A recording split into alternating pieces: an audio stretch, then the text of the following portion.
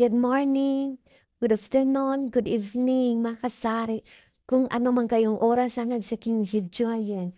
For today's video ay share po ako sa inyo na malaki na ang utang. Kalahati pa ang binabayaran. Yun po ang ating pag-uusapan. Utang ang ating pag-uusapan ngayon at yun, ang lahat na na-share ko po mga kasari ay ito po ay aking na-experience ang aking naibahagi sa inyo. Lahat ng mga video kong ginagawa, lahat ng mga tips at idea, ginagawa ko po yan sa aking maliit na sari-sari store. Ayan po. Ang mga ideya ko, kung ano mang nasabi ko o na-share ko sa inyo, lahat ay ginagawa ko at lahat ay na ginagawa ko na sa aking sari-sari store. At sana meron po kayong matutunan sa aking videong ito. At kung meron po kayong natutunan at nagustuhan nyo ang video kong ito, paki-like and share na rin and i-click ang notification bell para ma-notify po kayo sa mga bagong in-upload ko mga video. Yan po ang ating pag-uusapan ngayon. Real talk lang po mga kasari.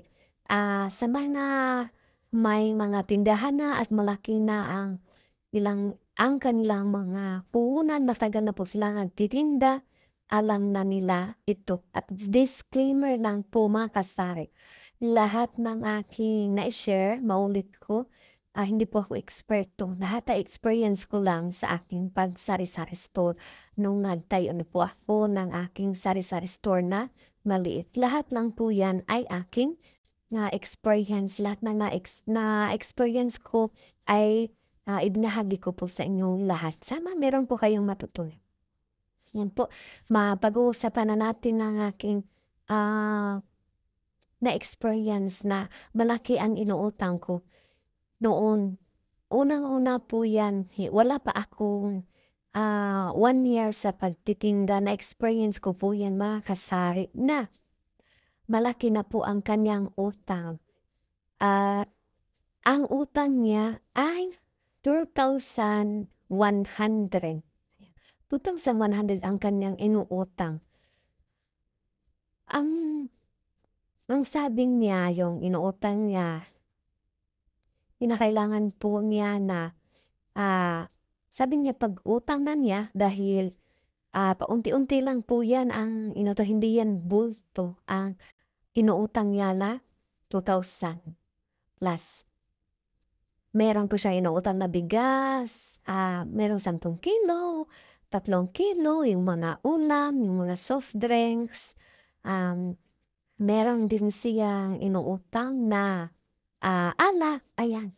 Yan po, umaabot ng 2,000. Napakasakit po sa aking isipan o sa aking damdamin na laki na pong utang kung naibili ko na yan ay naruling ko na yan at meron na po akong tubo. Pero wala akong magawa. Kinakailangan po na maganda pa rin ang aking pagtutungo sa kanya, pag-uusap sa kanya, at hindi ko po siya awayin. Kahit ako ay inaaway niya, hindi ko po yan ginagawa. Ito po ang ginagawa ko sa kanya.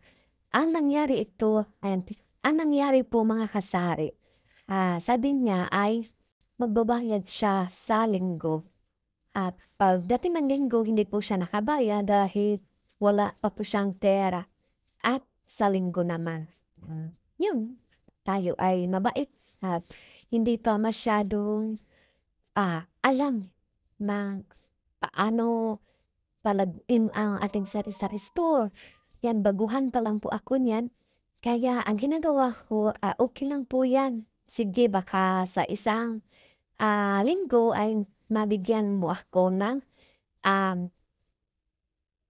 bayan. At yun, mairuling at mabili ko rin yan ng mga paninda. Ayan po, sa awa na niya sa akin dahil pinautang ko siya at yan sinasabi niya ay bayaran niya ako yung kalahati. Naku po, ito na po ang kasimulan sa aking problema. Kalahati yan po ang kanyang binabayad. At yung sinabi ko, okay lang po yan sa akin, sige kalahati. Pero sa susunod na linggo, baka naman lahat ng iyong utang ay mauubos na or ma-paid na ang iyong utang. Ayan, yan ang sinasabi ko sa kanya. Tapos sabi niya, sige, sa susunod na linggo yan po. Naku, mga kasari. Alam niyo, hindi niya binayaran ang kalahati. At yun, nasasabi ko sa aking asawa na, naku, laki ang utang niya, hindi pa siya nagbabayad. Ito ang ah, makagalit sa akin dahil malaki pa siyang, meron pa siyang malaking utang, hindi na bumabalik at hindi na bumibili sa ating tindahan. Ayun, doon nga siya bumili sa ibang sari-sari store. Yan. Hindi na siya nagpapakita. Hanggang ngayon, wala nang papapakita sa akin. Kung meron siyang bibilihin ang kanyang anak or ang kanyang pamangkin ang bumibili sa aking sari-sari store. Kaya, yun, pag nagkakita kami at pinupuntahan ko talaga sa kanilang bahay na naniningil po ako sa kanya. Pero mahinahon po ako, hindi po ako nagagalit. At sinabi ko sa kanya na ang iyong utang ay matagal na po, sana mabayaran mo. Ang sinabi niya ay wala pa po siyang pera. Kaya sinabi ko na sana kung magkapera ka kahit unti-unti, kahit kahit ilan pa ang iyong pera, ay pwede po kayong magbayad sa akin kahit 50, 100, or 200. Kahit ilang pera na meron ka ay i-deduct natin sa inyong utang. Kaya sinabi niya na, sige, gagawin ko yun sa isang linggo. Ayan, ginagawa niya, binigyan ako ng 50 pesos. Pero mas okay na rin para maliit na lang ang kanyang inuutang. Pero mas mga kasari, yan po ang kinukuhaan ko ng lesson. At natuto po ako na hindi talaga maganda ang magpapautang ng malaki. Yan po ang itatak sa ating isipan na kapag meron tayong mga sari-sari store, kahit kapatid mo yan, kahit auntie mo yan, kahit mga malapit sa'yo, kinakailangan po may limitasyon po tayo sa utang dahil meron talagang hindi na magbayad. Pero depende lang po yan kung ikaw ay marunong mag-adjust o magdala sa nag-uutang sa iyo.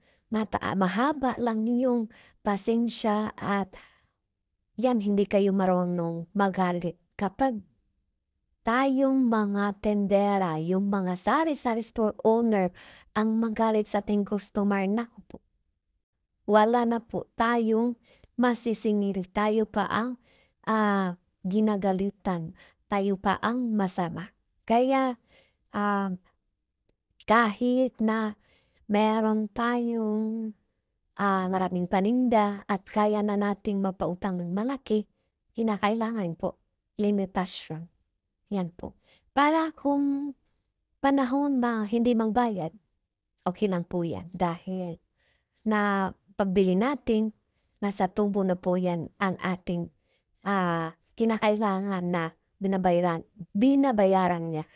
And yan po ang na-experience ko mga kasari sa aking pagsari-sari store. At hindi pa po tayo masyadong matagal dito sa ating sari-sari store or sa ating negosyo. Kaya yan po ang experience ko. Kinakailangan po may limitasyon po tayo sa ating pag-uutang or pinapautang natin. Dahil kahit sino pa mga tao na yan, kahit malapit sa ating kapatid, ayan, kahit kapatid natin, kinakailangan po natin may limitasyon dahil negosyo po ito. Nangangailangan po tayong lumago ang ating sari-sari store.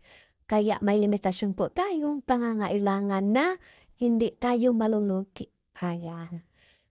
At yan po lang ang aking nai-share sa inyo, lahat po yan ay mga na-experience ko.